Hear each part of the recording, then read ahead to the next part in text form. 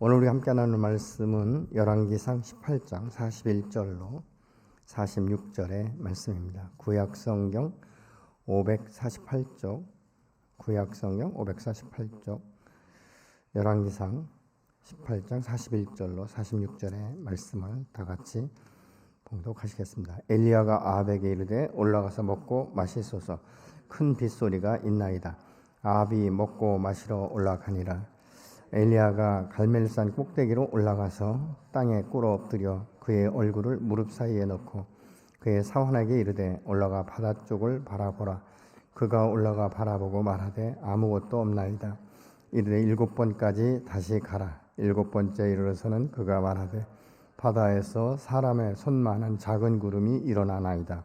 이르되 올라가 아합에게 말하기를 비에 막히지 아니하도록 마차를 갖추고 내려가소서 하라 하니라. 조금 후에 구름과 바람이 일어나서 하늘이 캄캄해지며 큰 비가 내리는지라.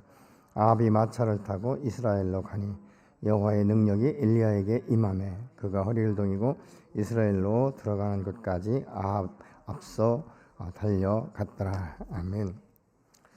우리가 신앙생활하고 주 안에서 살면 사실 마음 가운데 참된 평강과 안정감이 있고 기쁨이 있는 것이 당연한 것입니다. 그런데 우리가 이 나그네 길을 살아가면서 보면 늘 갈등하고 염려하고 긴장하고 이런 것들을 보면 하나님에 대한 신뢰가 과연 얼만큼 있는가 우리가 생각해 볼 수 있는 것이죠. 여호와의 말씀 앞에 신뢰가 되지 않으면 사람은 누구든지 자기 생각 가운데 꽂히게 되어 있습니다. 내 생각, 내 계획, 그리고 현재 이 상황 가운데 묵힐 수밖에 없는 것이죠. 그러다 보면 우리가 믿음이 없으면 미래에 대한 소망이 없어지는 것이죠. 그리고 소망이 없으면 기대감이 없습니다. 기대감이 없으면 우리의 인생의 그 나그네 길에서 이 기쁨, 행복, 안정감 이런 것들이 없는 것을 우리가 볼 수 있게 되는 것이죠. 사실 그래서 믿음의 사람들은 하나님 앞에 나가 기도하는데 똑같이 기도해도 내가 하나님에 대한 기대와 그 소망, 그 믿음이 있는가에 따라서 달라지는 것들을 우리가 보게 됩니다. 정말 여호와는 살아계시며 전능하시며 내 편이시고 나의 기도의 소리를 들으시고 내 신음소리를 들으시고 나의 약함을 강하게 하시는 분이라는 확신만 있다면 우리는 그 주님 앞에 염려나 두려움이 떠나서 안정감을 가지고 끝까지 인내하면서 성취하시는 하나님을 우리가 경험하는 삶을 살게 될 줄로 믿습니다. 근데 이것이 단번에 이루어지는 것이 아니지 않습니까? 한 번, 두 번 반복적으로 주님과의 관계 가운데 들어가기 시작하고 아주 작은 것에서부터 응답이 시작되면 우리의 믿음이 차곡차곡 쌓이기 시작하는 것이죠. 그래서 믿음의 반석 위에 계속적으로 세워져 가는데 기초는 예수 그리스도의 그 기반이 되어서 기초석이 되시는 예수 그리스도 안에서 우리가 살면서도 여전히 그 터 위에 그 반석 위에 기둥을 세우지 못하는 이런 어처구니 없는 일들로 우리가 일상 가운데 살아가고 세월을 보내는 이런 그 부분들을 우리가 보는 것이죠. 세월이 얼마나 더없이 빠른데 어떤 분은 이렇게 말합니다. 세월을 아끼라고 말씀하신 이 말씀은 뭐냐면 시간은 사실 우리의 생명을 바쳐서 생명을 내놓는 시간들을 우리가 보내고 있다는 거예요. 이 시간들을 우리가 어떻게 어영부영해서 살 수 있는가? 근데 우리가 아침에 눈 뜨고 하다 보면 벌써 하루 해가 지나가고 저녁에 막상 하루의 일상을 바라볼 때 참 이거는 헛시간 보냈다 이럴 때가 종종 있는 것들을 우리가 발견하지 않습니까?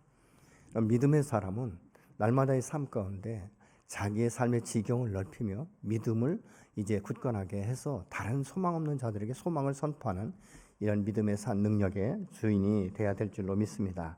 그렇기 때문에 우리가 기도할 때에도 그 마음 가운데 의심이 없어야 된다라고 야고보서 1장 6절로 7절은 이렇게 말씀합니다.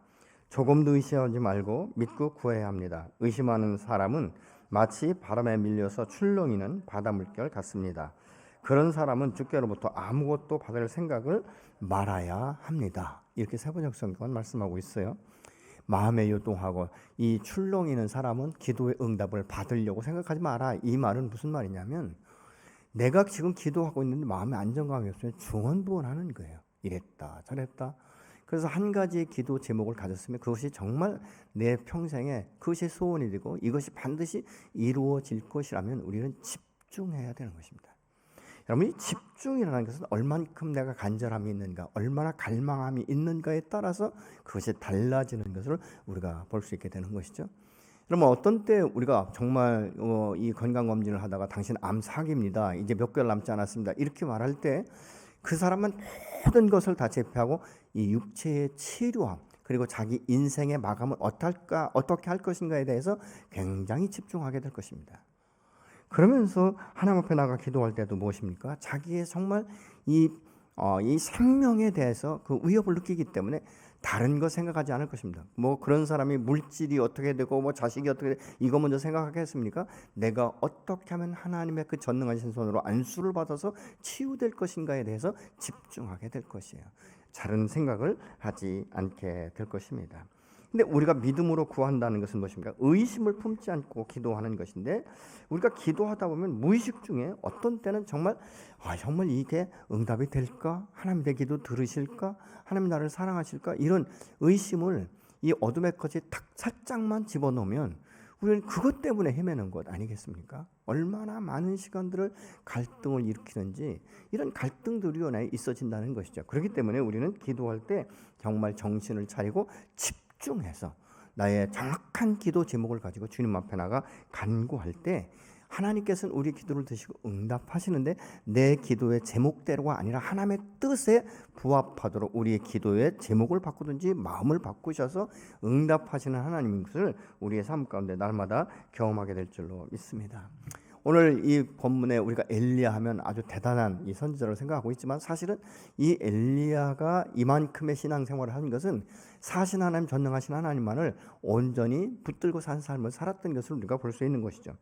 이때 시대에는 사실은 우상 숭배가 굉장히 만연한 시대였습니다. 그래서 사신 여호와보다는 이 눈에 보이는 어떤 그 목상이나 뭐 아세라 목상이나 뭐 바알 신을 섬기는 자들이 굉장히 많았어요. 그러니까 바알 선지자 450명과 이 엘리야가 누구의 신이 참신인지 우리 같이 한번 해보자, 이렇게 이제 한 것을 우리가 본문을 통해 성경을 통해서 알 수 있게 되는 것이죠. 엘리야가 믿는 하나님은 눈에 보이는 어떤 목상이나 우상이 아니라 눈에 보이진 않지만 하나님의 살아계신과 전능하신과 그분이 창조자시고 내 인생의 전부이시고 이 모든 주권을 통치하신 분이다라는 것을 확신하고 있었어요. 그렇기 때문에 뭐 450명이 중요한 것이 아니라 내가 믿는 하나님은 참신이시며 오늘도 살아계시며 오늘도 나와 함께 하시며 나의 기도를 들으신다는 확신을 그가 가지고 있었다는 것이죠. 여러분, 우리가 하나님 앞에 나가 기도할 때 의심이 생긴다는 것은 무엇입니까? 오직 여호와만이 나의 기도를 들으시고 오늘도 응답하신다는 확신이 없을 때 우리가 자꾸 흔들리는 거예요. 내 하나님은 살아계시며 전능하신 줄로 믿으시기 바랍니다. 여러분의 하나님은 살아계십니까? 여러분의 하나님은 전능하십니까? 여러분의 기도에 오늘도 귀를 기울이시고 듣는다는 확신을 가지십니까? 이것이 먼저 전제되어야 하는 거예요. 기도하는 사람은 하나님의 살아계신과 내 기도에 귀를 기울이시고 오늘 또 응답하신다는 이 확신, 이 믿음이 있을 때 그 기도에 대해서 집중하게 되는 것이고, 우리가 기도하고 나면 그 마음 가운데 이 확신, 이 믿음이 더해지는 것들을 우리가 보게 되는 것이죠. 엘리야는 하나님의 음성을 듣고 믿음으로 선포했던 사람이죠. 가물 것과 비가 내릴 것에 대해서 미리 선포했습니다. 그리고 지금은 이제 비가 올 것에 대해서 지금 기도하고 있는 것이죠. 근데 엘리야는 사실 큰 비가 내릴 거에 대한 마음을 하나님이 주셨어요. 그냥 믿음으로 선포해도 되는데 엘리야는 그렇게 하지 않지 않습니까? 그러면서 이 아합 왕에게 이렇게 말하면 큰 비가 내리기 전에 가서 마음껏 즐겁게 뭐 음식을 먹어라, 이렇게 이제 이야기하는 것을 우리가 볼 수 있게 되는 것이죠. 그래서 이 비 오기를 기도하기 전에 아합 왕에 큰 빗소리가 나는데 올라가서 먹고 마십시오, 이렇게 이제 이야기를 합니다. 이 전도서 9장 7절을 같이 보시겠습니다. 지금은 하나님이 내가 하는 일을 좋게 보아주시니 너는 가서 즐거이 음식을 먹고 기쁜 마음으로 포도주를 마시라, 이렇게 세번역 성경은 말씀하고 있거든요. 엘리야는 자신의 기도를 기뻐 받으시는 하나님을 신뢰했고, 기도 전에 빗소리를 들었음에도 불구하고 간절히 기도하는 모습을 우리가 오늘 본문 통해서 알 수 있게 되는 것이죠. 사실 이사야서 36장에 보면 이 이스라엘 백성들이 굉장히 아주 이 우상 숭배에 젖어들고 이 하나님의 살아계심 앞에, 이 전능하신 하나님 앞에 신뢰가 없었어요. 그러니까 다 무너질 대로 무너진 그런 상태였거든요. 근데 이 여호와 하나님께서 이 엘리야를 통해서 계속적으로 말씀하는 게 무엇일까요? 너희가 정결케 되면, 너희가 회개하고 돌아오면 내가 너희들을 새롭게 회복시킬 거에 대해서 말씀하는데, 얼만큼의 회복이냐면 이 황무한 이 땅이 마치 에덴 동산처럼 회복될 것이다라고 말씀하고 있어요. 그래서 그럼에도 불구하고 에스겔서 36장 37절은 이렇게 말씀합니다. 주 여호와께서 이같이 말씀하셨느니라. 그래도 이스라엘 족속이 이같이 자기들에게 이루어 주기를 내게 구하여야 할지라. 내가 그들의 수요를 양떼같이 많아지게 하되. 이렇게 말씀하고 있어요. 내가 언약한 것을 이스라엘 백성들에게 반드시 이루어 줄 것인데, 그 전제 조건이 무엇입니까? 그럼에도 불구하고 너희가 기도해야 된다라고 말씀하고 있죠. 오늘날 성경 가운데 수많은 언약의 말씀이 있습니다. 근데 이 말씀을 읽고 좋구나라고 이렇게 지나치는 사람에게는 이것이 역사되지 않습니다. 그러나 언약의 말씀을 붙들고 하나님 이 말씀이 내게 이대로 이루어지기를 소망합니다라고 그 말씀을 붙들고 주님 앞에 몸부림치며 간절히 기도하는 자들의 그 소리를 들으시고 하나님을 또 응답하시는 줄로 믿습니다. 그렇기 때문에 믿음의 사람은 하나님 앞에 기도할 때 응답받는 것은 당연한 것이에요. 누가 이쁘고 누가 미워서 누구에겐 주고 누구에겐 안 주고 이것이 아니에요. 찾고 찾는 자들에게 하나님은 응답하신다라고 말씀하고 있지 않습니까? 근데 이 기도는 때로는 인내가 필요한 거예요. 한두 번 그냥 툭 던져서 던진 말에 대해서 응답을 기대한다는 건 말도 되지 않는 것이죠. 여러분, 저 같은 경우 기도하다 보면요, 하나님께서 저의 준비되지 않은 마음들을 계속 지적하실 때가 있어요. 이 부분에 대해서 다시 회개하고 다시 점검하고 이러다 보면 시간이 가면서부터 제가 처음에 기도했던 내용들과는 전혀 다른 방법으로 하나님께서 말씀을 해주시는데, 후에 지나고 나면 내가 기도의 제목을 가지고 기도했던 것보다 훨씬 다른 방향으로, 훨씬 더 넓은 것들로 응답하시는 것을 볼 수 있었습니다. 내가 꾸는 꿈보다는 하나님 훨씬 확장시키셔서, 나는 내 손 안에 있는 것, 내 눈에 보이는 것, 어떤 한계 성향을 느끼고 있지만 그때마다 여호와께서는 너는 눌러 동서남북 편만한 데를 바라보고 나의 삶의 지경을 넓히면서 열방을 유업으로 주실 것에 대한 이 비전이 계속적으로 안에서 내 속 안에서 꿈틀거리게 만드시는 분이 바로 여호와 하나님이신 것을 경험합니다. 여러분, 엘리야는 아합왕을 보내고 자신을 엎드려서 기도하는데 얼만큼 간절하게 기도하는지 성경은 뭐라고 말합니까? 자기의 머리를 무릎 사이에 넣고 기도했다. 이 말은 그 간절함과 그 사모함이 무엇인가? 머리가 땅에 닿도록 간절하게 기도했다라고 말하고 있는 것이죠. 요즘은 어떻습니까? 우리는 그냥 의자에 앉아서 기도하고, 때로는 이게 자는 건지 기도하는 건지 이거 잘 구분이 되지 않을 만큼 그렇게 기도하지 않습니까? 여러분, 제가 삶에서 경험하다 보니까요, 정말 간절한 기도는요, 목숨 걸고 기도하는 것 같아요. 저는 이 기억상실에 걸렸을 때 이 기억을 회복해달라고 기도할 때 중간중간에 다 이게 필름이 다 끊긴 상태니까요, 성경 말씀을 전혀 다 날라갔기 때문에 성경 말씀을 외울 수가 없어요. 외우는 말씀이 하나도 없었어요. 심지어는 대전 중앙통에 가면 둔산동에 우리 집을 찾을 수가 없으니까 얼마나 긴장을 하고 얼마나 그 마음고에 초조했는지 모릅니다. 그냥 대로를 다니다 보면 그건 이정표가 있으니까 그냥 직진하면 되고 좌회전하고 우회전하면 되는데 한글은 안 잊어버렸거든요. 근데 골목에 들어가면 좌우가 구분이 안 되는 거예요. 내가 한 칸 더 가야 되는지 여기서 어떻게 되는지. 그래서 지금은 남바가 그냥 이렇게 쭉 붙어 있지만 그때는 대전 남바가 다 있었잖아요. 대전, 경기도, 경상, 경남 이렇게 해서 붙어 있는데, 대전 남바가 붙은 차가 둔산동 어디로 가야 돼요?라고 중앙통에서 물어보면 사람들이 자꾸 한 번씩 더 쳐다보는 거예요. 근데 그 사람들한테 난 기억상실에 걸려서 그렇소 이렇게 말할 수는 없지 않습니까? 얼마나 간절하게 기도하는지 모릅니다. 순간순간 하나님 기억을 회복시켜 주십시오. 내가 말씀을 기억하지 못한데 하나님 이 말씀을 기억할 수 있도록 하나님 저에게 도와주십시오. 지혜를 주십시오. 얼마나 많이 울면서 기도했는지 모릅니다. 근데 오늘 기도한다고 해서 오늘 저녁에 이 말씀이 암송되고 전혀 그게 아닙니다. 그때는 제가 말이죠, 하루에 사실은 성경을 빠르게 속도로 하루에 한 10번 이상씩 봤어요. 그래도 말씀이 기억이 안 나는 거예요. 창세기 1장에서 계시록까지 끝났는데 창세기 1장 1절이 기억이 안 나는 거예요. 태초 하나님이 천지를 창조하시니라. 이 말씀이 기억이 안 나는 것입니다. 얼마나 미칠 것 같았는지 모릅니다. 그런데다가 무기력증에 걸리다 보니까 앉아 있을 수가 없는 거예요. 거의 누워서 있고, 내 인생 끝났는가 보다. 내가 어떻게 살아날까? 그때 기도는 지금도 제가 잊지 않는 게 뭔지 아십니까?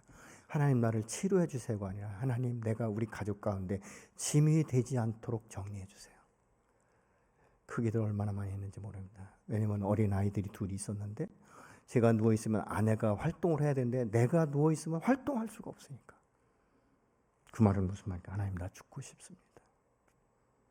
내가 없어져야 이 가정이 그래도 살 수 있지 않겠습니까? 하는 그 마음을 가지고 하나님 얼마나 많은 날 울면서 기도했는지 모릅니다. 한 달이 가고 2달이 가고 3달이 돼도 변함이 없는 거예요. 1년이 가도 변함이 없습니다. 얼마나 많은 그 마음 가운데 순간순간 생각날 때마다 방황하고 갈등했는지 모릅니다. 사람을 봐도 기억이 안 나는 거예요. 우리 가족 이해는 아무도 기억할 수가 없습니다. 이 사람이 누군지, 김씨인지 박씨인지.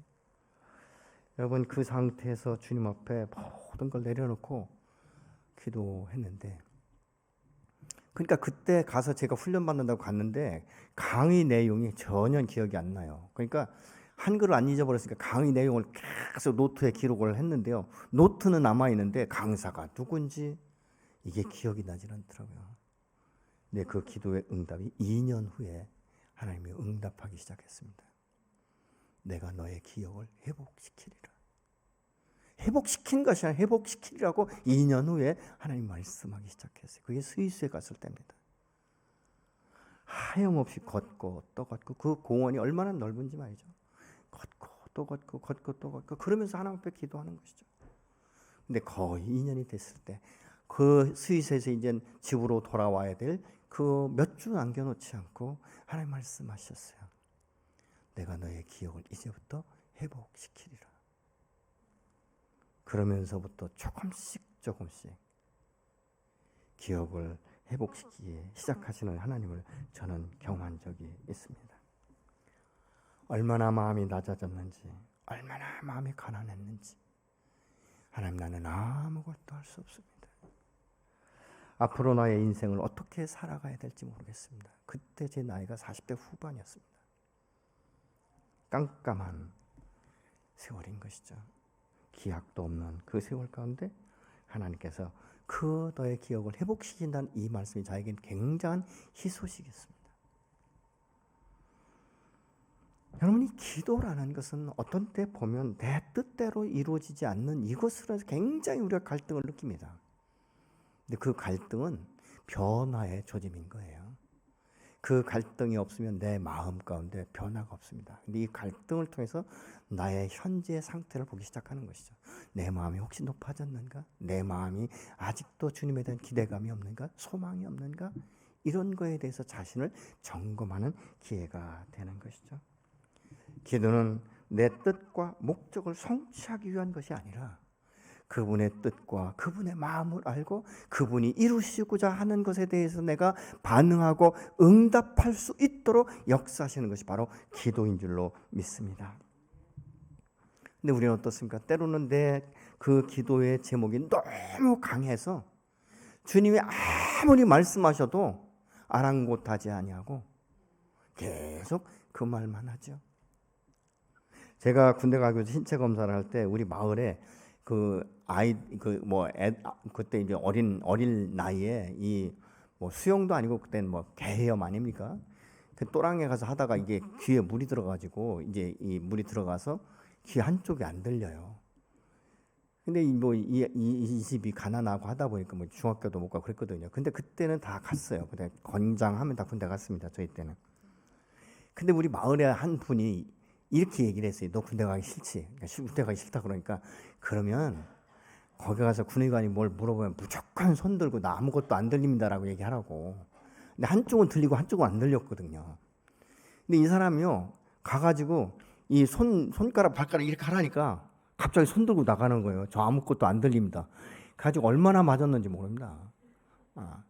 야 이 자식아, 안 들리는데 네가 어떻게 나오냐고. 하여튼 뻑하면 가서 손 들으니까 가는 곳마다 맞았거든요. 근데 결국은 군대 안 갔어요. 뭐라 그러는지 아십니까? 야, 내가 그래도 다 들려도 안 들린다고 했더니 군대 빼주더라, 이렇게 얘기하더라고요. 근데 제가 그 맞는 모습을 보면서요, 야, 참 군대 그냥 갔다 오면 되는데, 이런 생각을 해본 적이 있는데, 대나가나 무조건 손 들고 나가니까. 여러분, 우리가 기도가 때로는 하나님 앞에 그렇게 지금 그냥 대나가나 내 목적을 성취하기 위해서 하나님의 음성을 아랑곳하지 아니하고 우리가 주님 앞에 부르짖고 있지는 않습니까? 여러분, 그것이 시간이 가고 세월이 가면 포기하는 것으로 가요. 그 다음부터는 다른 기도조차도 이제는 하지 않기로 결정하는 이런 우를 범할 수가 있게 되는 것이죠. 여러분, 하나님의 그 기준을 내 수준에 맞추려고 하는 것이 아니에요. 기도는 나의 수준을 벗어나서 하나님의 기준에 맞춰가는 것인 일로 믿으시기 바랍니다. 그래서 우리는 이 대체적으로 모든 사람이 그렇습니다. 저도 그렇고, 이 눈에 보이는 것, 손에 잡히는 것은 다 세상적인 것 아니겠습니까? 이 욕망, 어떤 땐 탐심, 탐욕, 이런 것들로 그냥 뭉쳐져서 우리가 오직 그것만을 위해서 기도하는데, 사실 기도는 그게 아니지 않습니까? 하나님, 내 뜻은, 내가 구하는 것은, 내 마음은 이런 것인데 아버지의 뜻대로 이루어지기를 원합니다. 여러분, 예수님께서 겟세마네 기도에 십자가를 지시기 전에 얼마나 간절히 기도했습니까? 얼마나 간절했으면 이 땀방울 떨어지는 것을 사람들이 볼 때 핏방울이 떨어지는 것만큼 얼마나 자기의 모든 것들을 짜내서 기도할 때 내용이 무엇입니까? 아버지요, 할 수 있으면 이것을 내게서 옮겨주십시오.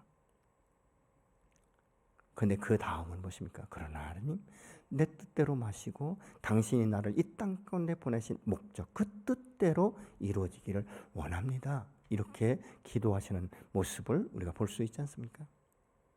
여러분, 한번 생각해 보시죠. 나의 아들이 죄가 없는데 이 땅 가운데 모든 죄인들을 구원하기 위해서 십자가를 져야 될 그 아들이 간절히 기도하면서, 아버지, 내가 이 목적을 가지고 왔지만 할 수만 있으면 내가 이 잔을 내게서 옮겨주시기 원합니다. 그 간구의 소리를 들으시는 하나님 아버지의 마음이 얼마나 고통스러웠을까. 그러나 예수님은 어떻습니까? 그럼에도 불구하고, 아버지요, 그러나 내 뜻대로 마옵시고 아버지의 뜻이 이루어지기를 원합니다. 기도하는 사람은요, 그렇기 때문에 내 뜻대로가 아니라 언제든지 내 마음이 열려 있어서, 나는 이것을 원하지만 아버지께서 말씀하시면 내가 이것을 받아들일 수 있는 마음과 믿음을 달라고 우리가 기도하는 것 아니겠습니까? 왜요? 하나님은 내가 구하는 것보다 훨씬 더 좋은 것으로 반드시 응답하시기 때문에 그렇습니다.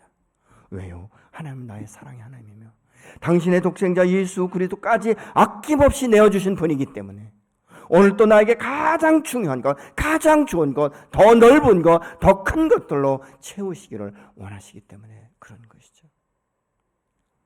아브라함이 약속의 씨를 받기로 약속하고 떠납니다. 75세. 그러나 25년이 지난 100세의 아들을 얻지 않습니까? 인간적으로 얼마나 야속하고 얼마나 힘들겠습니까? 그런데 그 25년간 하나님은 아브라함을 믿음의 조상으로 그 분량을 키워가신 것을 우리가 볼 수 있게 되는 것이죠. 훈련은 녹록하지 않지만 때가 되면 반드시 하나님의 뜻대로 이루어지는 줄로 믿습니다. 그래서 그 기도하는 사람은 항상 그 마음 가운데 기대감이 있어서 약속의 말씀을 붙들고 나가는 것이죠. 그래서 믿음의 사람이 하나님 앞에 나가 기도하는 것은, 그 기대감을 갖는 것은 당연한 거예요, 여러분.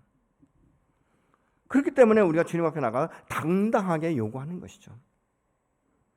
근데 어떤 경우에는 자기의 원 가정 가운데서 자기의 필요를 충분히 공급받지 못한 사람들은요, 하나님 앞에 나가서 기도할 때도 당당하게 요구하지 못하는 경우가 참 많습니다. 그리고 무엇이 채워질 때 이렇게 생각하는 사람이 있어요. 내가 이거 받아도 정말 괜찮을까? 이런 어떤 마음 가운데 이 두려움을 갖는 사람들도 종종 있는 것을 제가 목회하면서 봤습니다. 사람이 기대감이 없으면 소망이 없어요. 소망 없이 자신의 이 마음 가운데 있는 것을 토해내는 정도, 이건 무엇입니까? 그냥 마음에 있는 것들을 풀어내는 것이죠. 여러분, 이것은요 정말 무속인들도, 무속신앙을 가지고 있는 모든 사람들도 다 풀어내지 않습니까? 바위 앞에 가서 중언부언하고 나무 밑 앞에 가서 중언부언하고 이런 모습을 우리가 볼 수 있는 것이죠. 근데 믿음의 사람은 분명한 대상이 있지 않습니까? 내 하나님은 살아계시며 전능하시며 나의 기도를 들으시는 분명한 대상, 내 기도를 들으시고 내게 말씀하시는, 그래서 서로 소통이 되는 하나님, 그분이 바로 저와 여러분의 하나님인 줄로 믿습니다. 기도는 하소연이 아니에요. 기도는 하나님의 뜻을 찾아가는 것입니다. 엘리야는 비가 올 것에 대한 소리를 들었음에도 불구하고 얼마나 간절하고 적극적으로 기도하는지, 그리고 기도하면서 아무것도 요구하지 않는 것이 아니라 사환을 통해서 계속적으로 어떤 징조가 있는지를 살피게 만들지 않습니까? 7번 기도했다고 말합니다. 얼마나 간절한지. 근데 마지막에 7번째 사환이 이렇게 대답을 합니다. 다른 징조는 없는데 저 끝에 한 조각, 손바닥만한 구름 조각 하나가 하늘에 걸려 있습니다. 이렇게 말할 때 이 엘리야는 그 마음가운데 확신을 가지면서 저 구름은 큰 비가 내릴 구름이라는 확신을 가지고 이젠 아합에게 가서 뭐라고 하니까 비가 와서 길이 막히기 전에 빨리 가십시오. 이렇게 이야기하는 것을 우리가 볼 수 있게 되는 것이죠. 우리가 기도할 때 어떤 마음으로 우리가 기도하는가? 심각한 문제나 소원을 가지고 하나님 앞에 나와서 아뢰는 것으로 만족하는가? 아니면 기대감을 가지고 끝까지 이루어질 때까지 우리가 찾는가? 여러분, 주님은 기도할 때마다 간절히 구하셨어요. 그리고 믿음으로 선포하는 것마다 이루어진 것을 우리가 알 수 있습니다. 누가복음 5장 12절의 말씀을 보시겠습니다. 예수께서 한 동네에 계실 때 온몸에 납병 들린 사람이 있어 예수를 보고 엎드려 구하여 이르되 주여 원하시면 깨끗하게 하실 수 있나이다 하니 예수께서 손 내밀어 그에게 대시며 이르시되 내가 원하노니 깨끗함을 받으라 하신대 납병이 곧 떠나니라. 얼마나 간절한 마음으로 기도했겠습니까? 근데 예수님께서 손을 대고 이제 안수하셨겠죠? 그러니까 그 질병이 떠났다라고 말합니다. 누가 잘 아는데 누가복음 8장 43절에는 12의 혈루증을 앓고 있던 여인이 있습니다. 그는 뭐 이 사람 저 사람 소문난 의원들에게 다 찾아갔지만 이 돈은 다 날렸고 육체는 갈수록 더 망가지니까 정말 소망이 땅에 떨어졌겠죠. 근데 한 가지 유일한 소망이 있었습니다. 그 예수라는 분의 옷자락에 손만 대도 내가 나을 것이다. 생각으로 그친 것이 아니라 그 여인은 그 많은 군중, 그 무리 속에 뚫고 들어가서 자기의 그 마음간에 간절한 소원대로 예수님의 옷자락에 손을 대는 순간에 예수님은 자기에게서 능력이 나가는 것을 알았다라고 말씀합니다. 그러면서 그 여인이 그 자리에서 12의 혈루증이 즉시 멈추는 경험을 하지 않습니까? 근데 이런 일이 일어났을 때 예수님이 흔히 말씀하시는 게 뭐라고 말씀하냐면 내 믿음이 너를 치료했다. 내 믿음이 너를 구원하였다. 이렇게 말씀하시는 것을 우리가 볼 수 있습니다. 결국은 무엇입니까? 기도의 싸움은 믿음의 싸움이라는 것이죠. 이 믿음이라는 것이 그냥 뭐 흐지부지한 것이 아니라 확실한 믿음, 여호와를 신뢰하는 믿음, 그것이 바로 저와 여러분 안에 있어져야 될 줄로 믿습니다. 여러분, 오늘 저녁에 이 밤에 이곳에 나오실 때 어떤 기도의 제목을 가지고 나오셨습니까? 얼마나 간절함을 가지고 지금 나오셨습니까? 여러분, 간절함이 있는 사람들은요 잠을 이루지 못합니다. 여러분, 내 자식이 지금 죽을 병에 걸렸는데 기도하러 나와서 중언부언하거나 잠들 사람이 있습니까? 밤새 오직 유일한 것, 심지어 이렇게 기도하지 않습니까? 하나님, 내 목숨 가져가시고 이 아들 살려주십시오. 우리가 그렇게 기도하는 것이 무엇입니까? 부모의 마음, 얼마나 간절하면 그 이야기를 하겠습니까? 기도는 한 번 하고 지나치는 것이 아니에요. 되면 좋고 안 되면 말고, 이것이 아닙니다. 제가 어떤 때는요, 참 이렇게 뭐 이렇게 그 뭐죠, 25시 같은 데 가면 로또 팔잖아요. 거기 가서 제가 어떤 때 제 아내한테 이렇게 얘기해요. 뭐 사가지고 나면서 여보, 저기 고시생들 많아. 뭔지 무슨 얘기인지 아십니까? 여러분 별로 안 사니까 잘 모르시죠? 거기 가보니까 무슨 샘플 같은 게 있어요. 근데 그걸 보고요, 얼마나 앉아가지고 심혈을 그려가지고 번호 이렇게 쓰는지 숙이고. 제가 그러면서 그랬어요, 우리 아내한테. 여보, 저기 고시생들 굉장히 많아. 얼마나 심혈을 기울여서 앉아가지고 저거 찍는지 몰라. 근데 어떤 때는 여러분 찍는 건 뭐 그렇게 골라서 찍으나 생각난 대로 찍으나 비슷한 거 아니겠습니까? 그렇게 심혈을 기울여서 찍어서 노또 될 것 같으면요, 사방팔방에 얼마나 많은 사람이 노또가 되겠어요. 우리는 사실 이것이 안 될 줄 알면서도 그렇게 심혈을 기울거든요. 근데 그 사람들 한 번만 끝내 아닌 것 같아요. 얼마나 그 기대감이 큰지. 허망한 일이라는 걸 알면서도 그러지 않습니까? 근데 우리 기도는 어떻습니까? 허망한 기대감이 아니지 않습니까?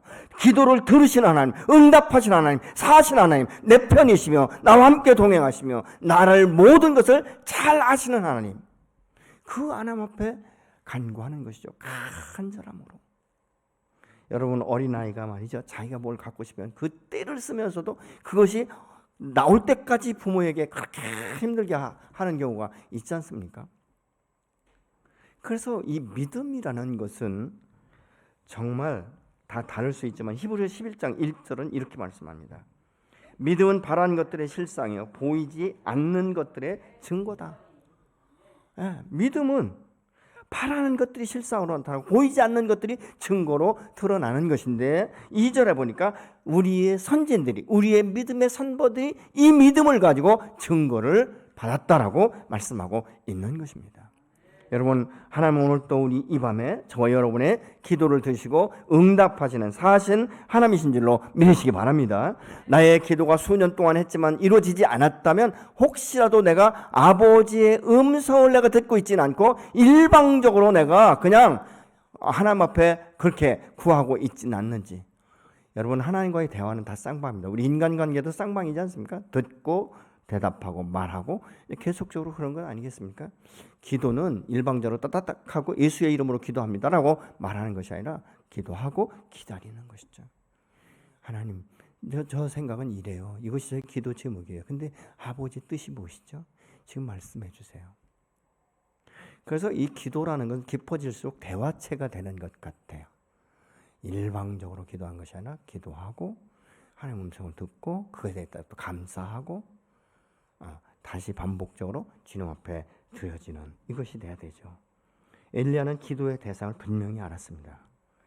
그리고 그가 자기를 찾는 자들에게 상 주시며 자기를 찾는 자들에게 이 귀를 기울이시며 응답하신다는 사실을 엘리야는 정확하게 알았습니다. 여러분, 오늘 저와 여러분이 하나님 앞에 나가 기도할 때 우리의 대상은 분명하지 않습니까? 혹시라도 내가 기도할 때 일방적으로 했다든가 이 야고보서 1장의 말씀처럼 어떤 염려나 두려움 이런 것들이 없이 의심이 있었다면 이 부분 저희들이 회개해야 되는 것이죠. 하나님, 내게 믿음을 주십시오. 아버지를 신뢰할 수 있는 믿음을 주십시오. 나의 기도의 대상자인 그 하나님은 살아계시며 전능하시며 나의 마음과 생각과 계획과 내 필요를 아시는 주님, 이 밤에 간구하오니 주님 말씀하여 주십시오. 종이 듣겠습니다. 이런 기대하는 마음을 가지고 나갈 때 하나님은 옳도 응답하실 줄로 믿습니다. 그래서 우리가 기도할 때 믿음으로 소망을 가지고 간절함으로 아주 낮은 마음으로. 여러분, 사람이 교만해지면요, 이 바리새인처럼 길 어귀나 뭐 사람들이 많이 돌아다니는 곳에서 아주 거룩한 척하고 기도하는 거예요. 나는 뭐 일주일에 몇 번 금식하고 뭐 하루에 몇 번씩 기도하고, 이게 중요한 게 아니에요. 제가 성지순례를 갔는데요, 이 모슬렘 사람이 이제 운전을 하는데요, 하루에 5번 기도하는데 죽는 줄 알았어요.